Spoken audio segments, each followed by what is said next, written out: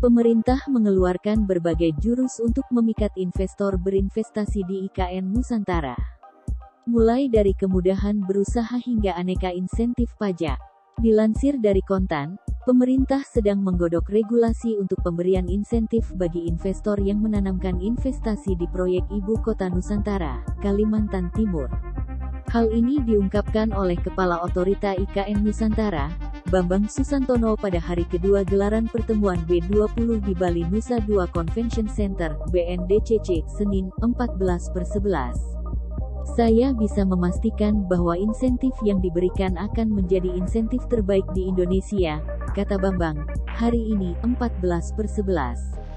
Menurut rencana pemerintah, sebanyak 80% pembiayaan proyek IKN dari swasta yang memang akan berasal dari berbagai sumber.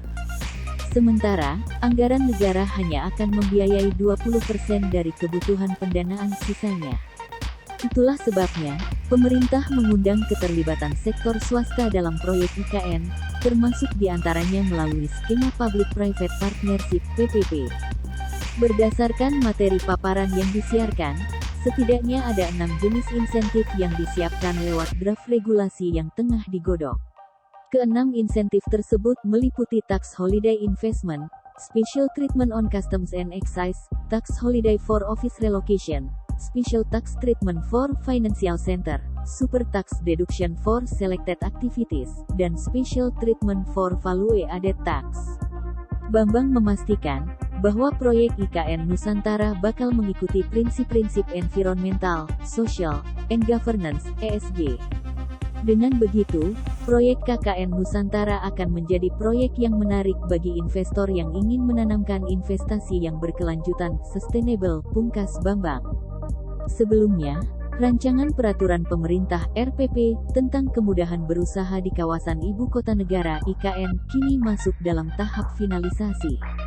Meski belum diundangkan, Badan Otorita Ibu Kota Nusantara menyebut banyak calon investor yang sampaikan ketertarikan. Dilansir dari Kontan, Koordinator Tim Informasi dan Komunikasi Tim Transisi IKN Sidik Pramono mengatakan, diharapkan PP kemudahan berusaha di IKN dapat segera rampung. Insentif dan kemudahan berusaha, kemudian perizinan segala macam itu nanti akan dimuat dalam peraturan pemerintah dan saat ini masih dalam tahap finalisasi, mudah-mudahan bisa segera selesai, kata Sidik, Selasa, 15/11. Ia mengungkapkan, sejak dari sebelum dilakukan jajak pasar, sudah banyak investor yang menyampaikan surat ketertarikan. Sayangnya Sidik tak merinci detail berapa investor yang tertarik. Ia hanya mengatakan ada 100 lebih investor yang telah tertarik. Sudah banyak ratusan yang udah tanya-tanya lah, yang udah melirik, yang udah berminat. Karena ini kan akan terus bertambah, saya belum update tapi di atas 100, ungkapnya.